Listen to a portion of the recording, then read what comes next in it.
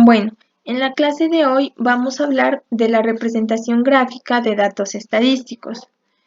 Cuando organizamos la representación de datos en una tabla, esta se llama tabla de frecuencias. Vamos a hacer un ejemplo de una tabla de frecuencias con los siguientes datos. Las edades de los estudiantes de un grado académico del Colegio Santa Laura.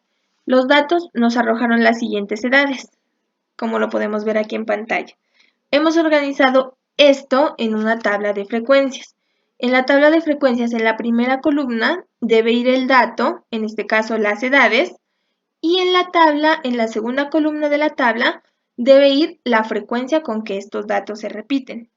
Bueno, aquí está que el 11 se repite 6 veces, que el 12 se repite 7 veces, que el 13 se repite 4 veces y que el 14 se repite 3 veces. Bueno, vamos a mirar la representación gráfica con un diagrama de barras. Un diagrama de barras, también conocido como gráfico de barras o gráfica de líneas, es una forma de representar gráficamente un conjunto de datos o valores y está conformado por barras rectangulares de longitudes proporcionales a los valores representados. Vamos a hacer un ejemplo para mirarlo más claramente. El ejemplo lo vamos a realizar con una variable cuantitativa. Tenemos el anterior ejemplo, la tabla de frecuencia, y lo vamos a graficar. Tomamos dos líneas, una línea horizontal y una línea vertical, y en cualquiera de ellas podemos ubicar la columna de la tabla de frecuencias que nosotros queramos. En este caso, yo he querido ubicar en la línea horizontal la frecuencia y en la línea vertical las edades. Bueno, para no escribir todos los números del 0 hasta 14 años, he decidido tomarlos de 2 en 2. Y la frecuencia sí la he escrito del 1 hasta el 8. Vamos a graficar el primer dato. Y vamos a decir cómo se lee el diagrama. Entonces, el primer dato es la edad 14 años. Entonces, vamos a la frecuencia de la tabla, que es 3. Aquí está la frecuencia 3 y la tenemos que extender hasta la edad 14, que es hasta donde es las veces que se repite. Entonces, vamos a mirarlo de esta forma. 3 veces está la edad 14. ¿Listo? ¿Y cómo se lee? Se lee de la siguiente forma. 3 estudiantes tienen 14 años. Vamos a graficar la segunda barra. 4. La frecuencia 4. 4 estudiantes tienen 13 años. Y si podemos mirar, 4 estudiantes en la frecuencia tienen 13 años. La barra no toca el 14 y está por encima del 12. Listo. Tiene 13 años.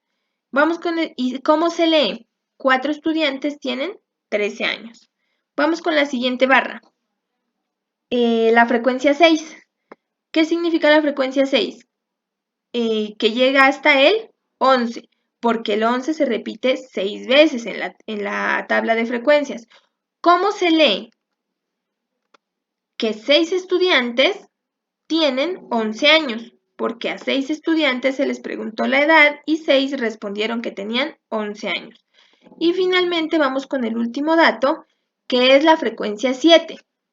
7 tienen 12 años, entonces nos ubicamos en la frecuencia 7 y vamos hasta los 12 años. ¿Y cómo se lee? 7 estudiantes tienen 12 años. Y finalmente, este es el gráfico de barras de esta tabla que representaba los datos a la pregunta asignada. Bueno, vamos con otro ejemplo. Un ejemplo con variable cualitativa. Se pregunta a 15 personas el color de sus ojos y los datos fueron los siguientes: azul, verde, café, los datos que se encuentran en pantalla. Vamos a ubicarlos en una tabla de frecuencias. Sabemos que en la primera columna deben ir los datos y que en la segunda columna la frecuencia con la que se repiten. Tenemos las dos líneas. He decidido ubicar ahora en la línea horizontal el dato y en la línea vertical la frecuencia con que se repite. Entonces vamos con el primer dato. ¿Y cómo se lee? Bueno, tenemos que el azul se repite 2 veces. Y podemos ver que la barra va de azul hasta el número 2. ¿Y cómo se lee? 2 estudiantes tienen los ojos azules. Vamos con el siguiente dato. El café. El color café lo tiene 7 personas. Entonces va la barra hasta el número 7. ¿Cómo se lee? 7 estudiantes tienen los ojos cafés.